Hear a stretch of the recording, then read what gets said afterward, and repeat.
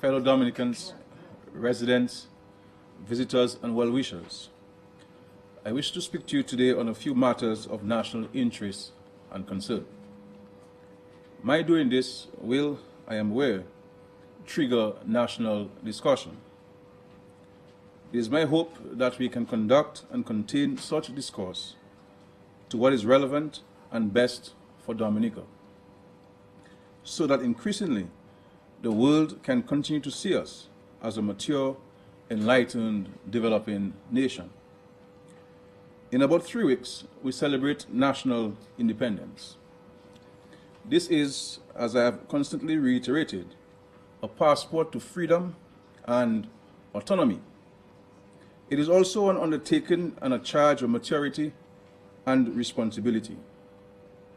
It demands that as a government and as a people, we act in crucial situations in the best interests of Dominica and its inhabitants.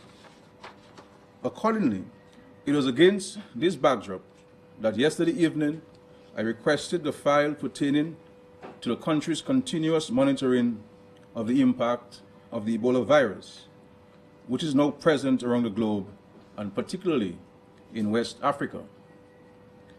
Clearly, the world is once again under threat. But I'm confident that just as we grappled with and overcame similar threats, such as HIV/AIDS and SARS in recent years, so too will scientists and health authorities around the world successfully contain and hopefully eventually eradicate the threat of this real danger to humanity. As citizens of the world, each of us has to play our part in the process. Fellow citizens and residents, I am also mindful of the discussion underway in the country pertaining to the real or perceived potential risk to Dominica and Dominicans by the Ebola virus. The most we can do as a nation is to monitor and manage travel, particularly travel into the country. We're a traveling nation and tourism is our lifeblood, whether it is movement for business, education, or pleasure. We cannot suspend the movement of people, but we can monitor and we can act proactively to minimize the risk of exposure.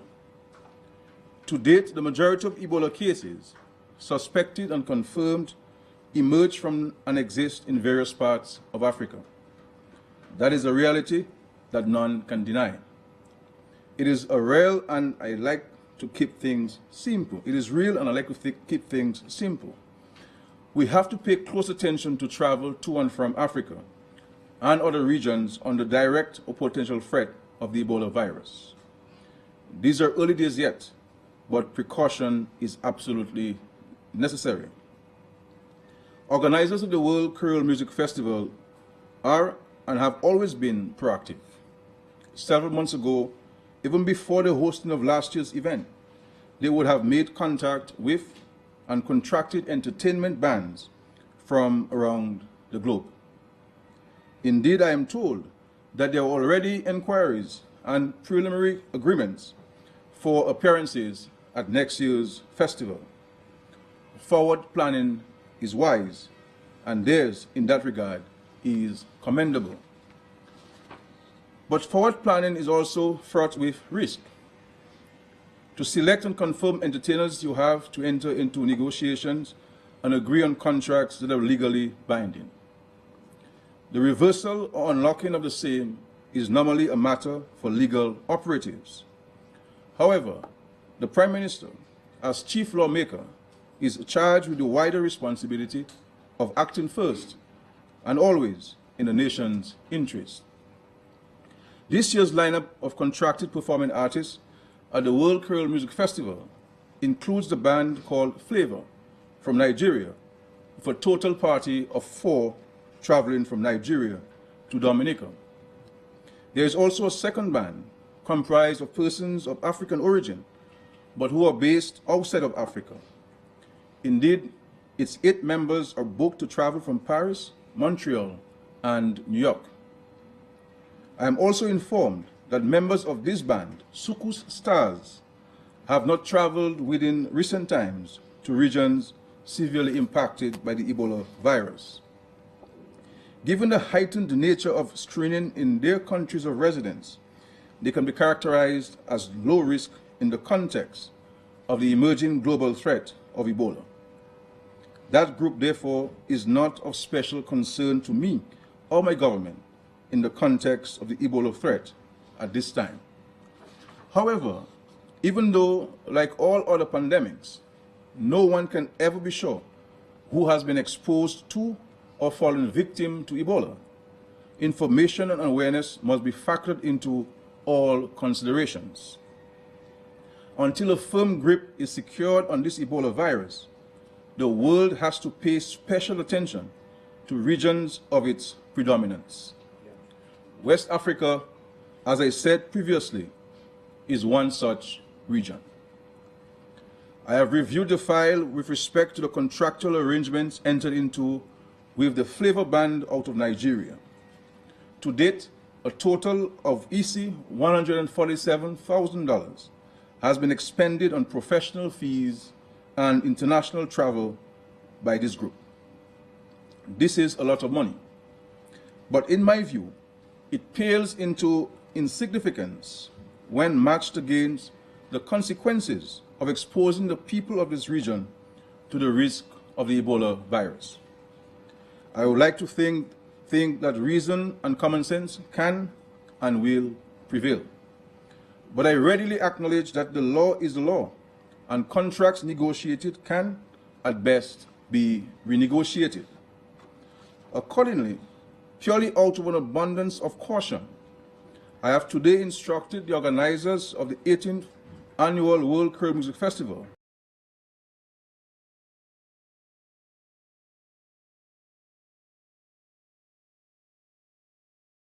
renegotiation of the Flavor contract can be entered into. Flavor is obviously a talented band, and we would like to welcome them to Dominica at some point. Indeed, I would love if, by this time next year, the Ebola virus could have been brought under control, if not eradicated.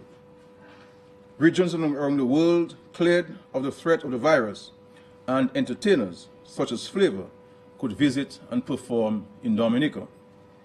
This indeed would be my wish for the outcome of the discussions that will be entered into. But for the time being, I have advised the organizers of the World Creole Music Festival that the government of Dominica would not be prepared at this time to sponsor or embrace the visit of persons from a universally recognized Zone 1 area of the dreaded Ebola virus.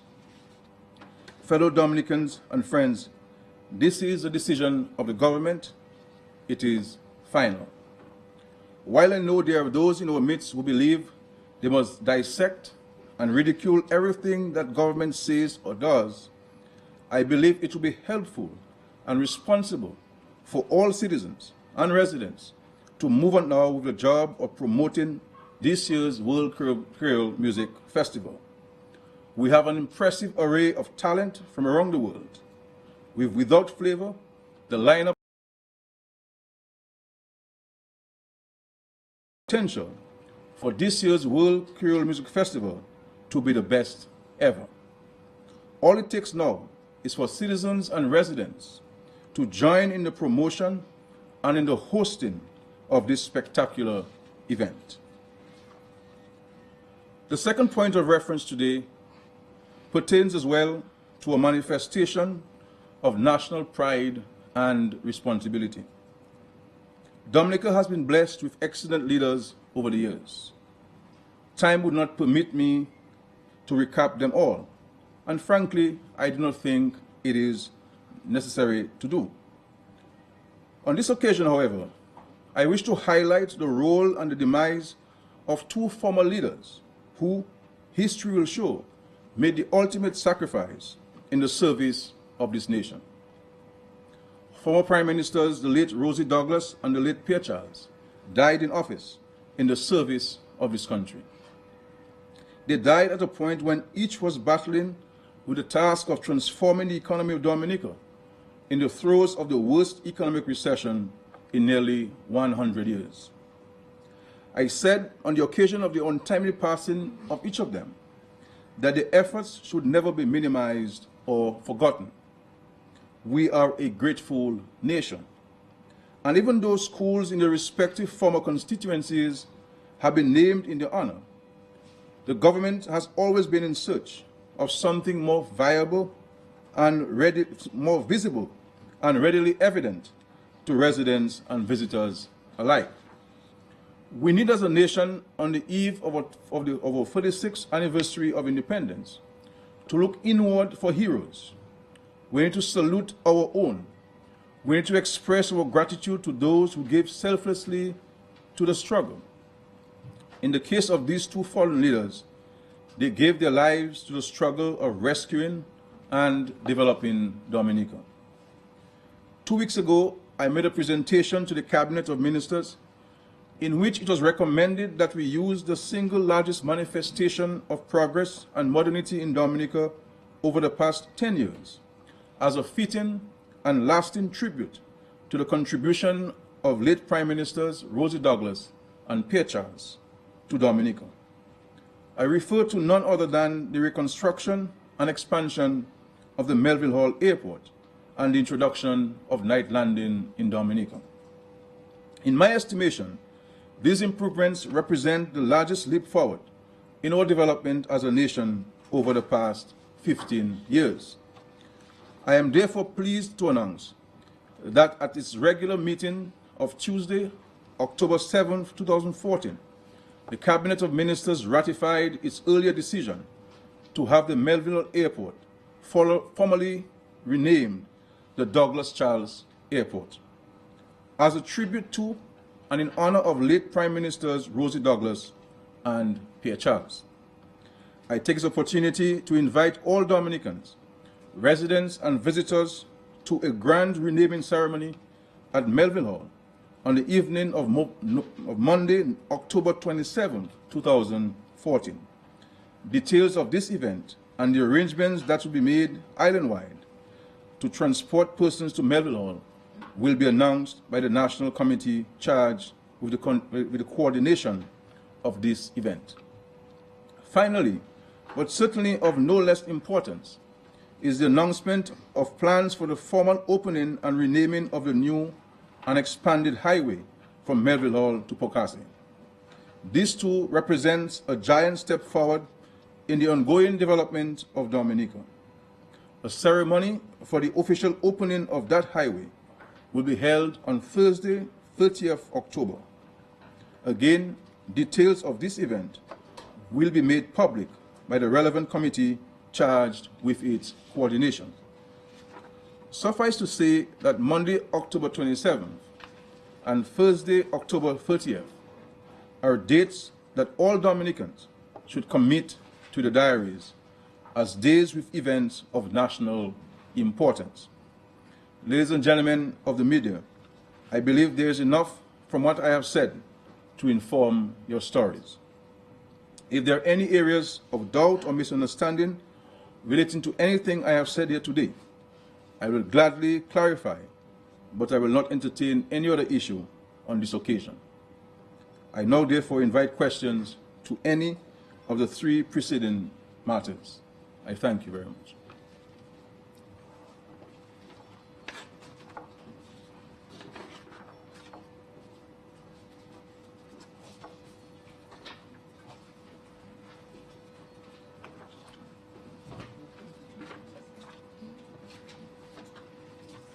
Good afternoon. I'm going to back to Slovenia, TV's Mr. Skerrit, the press conference yesterday was declared that Dominica will formalize screening at the Melville Hall Airport. And Permanent Secretary of the Ministry of Health explained exactly what we'll be doing.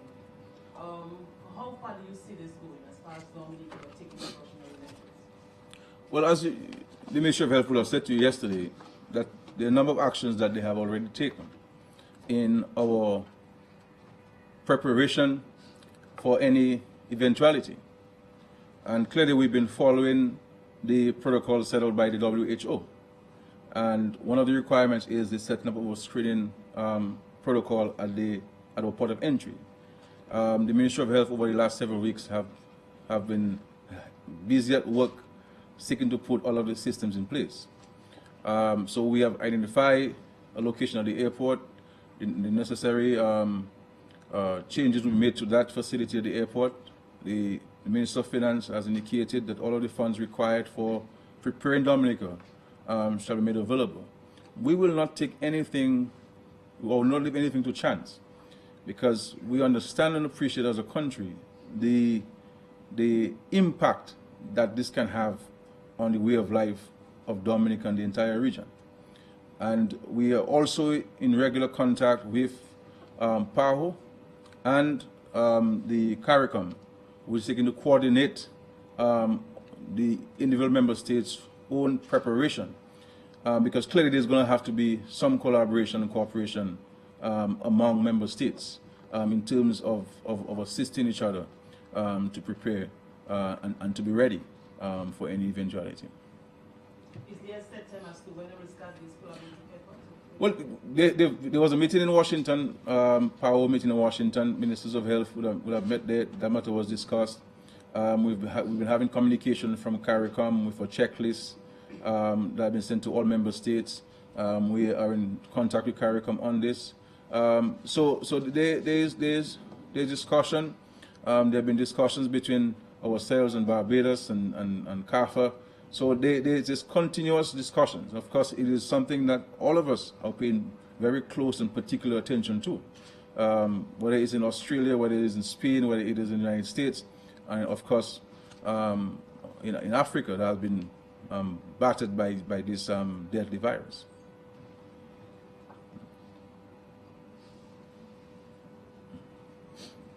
And of course, we are comforted by the fact that, you know, the European countries and the United States have indicated and announced increased measures for screening, you know, coming into the sports. So that this is a welcome declaration by the authorities of the United States and some European countries.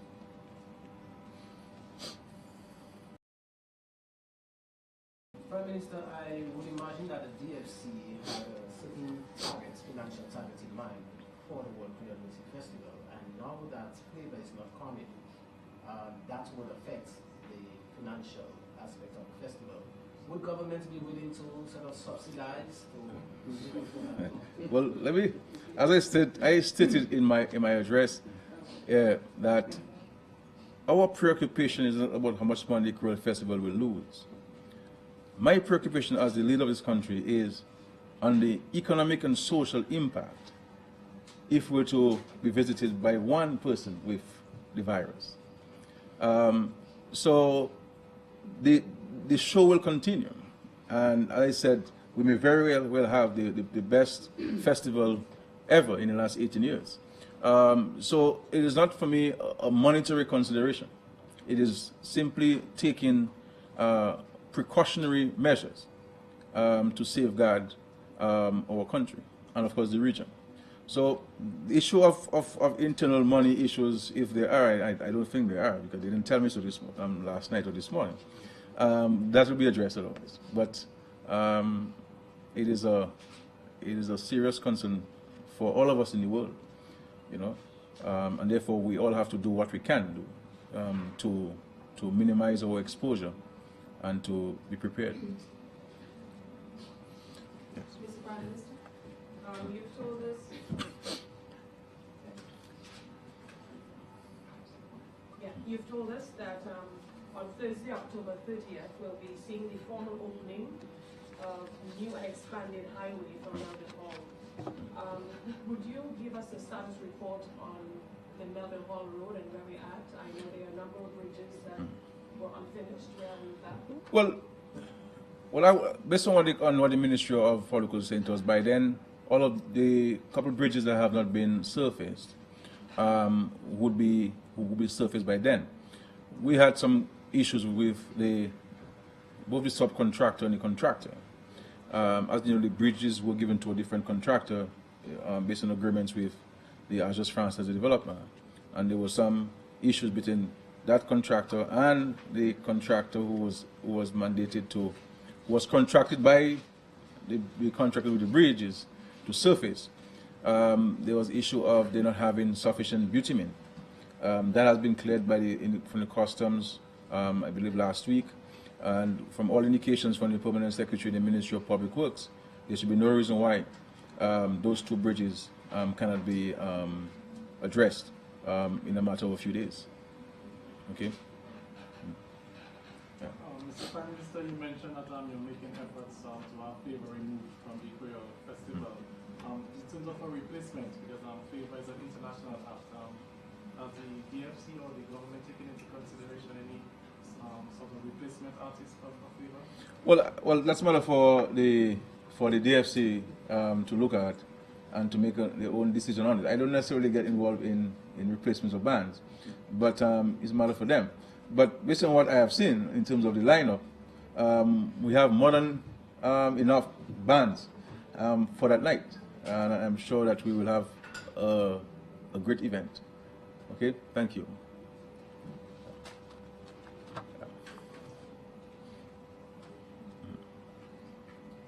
Sure.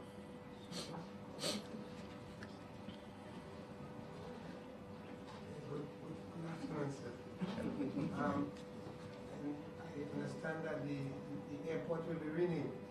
Yes. Regional airport. You know, after we build a new one, would I transfer to the new one?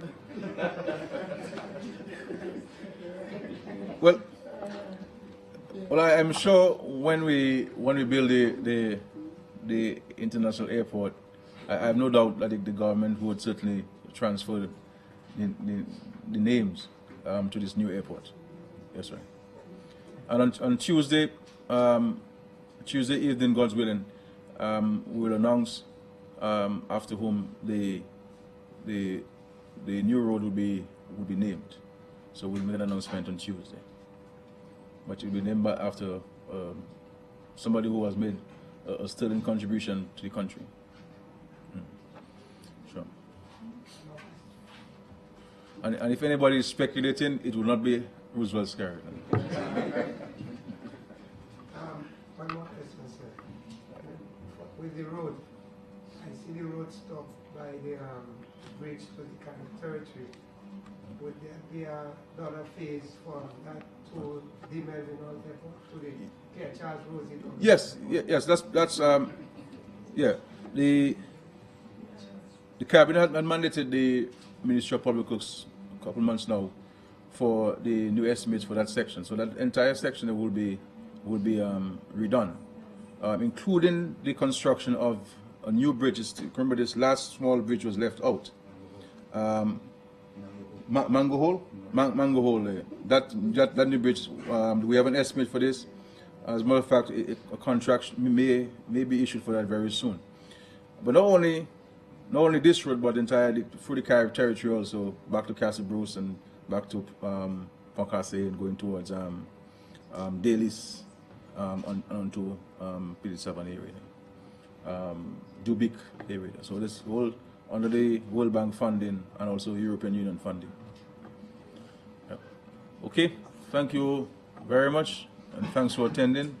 Have a wonderful evening. Thank you. That's you, Kishel Nicholas.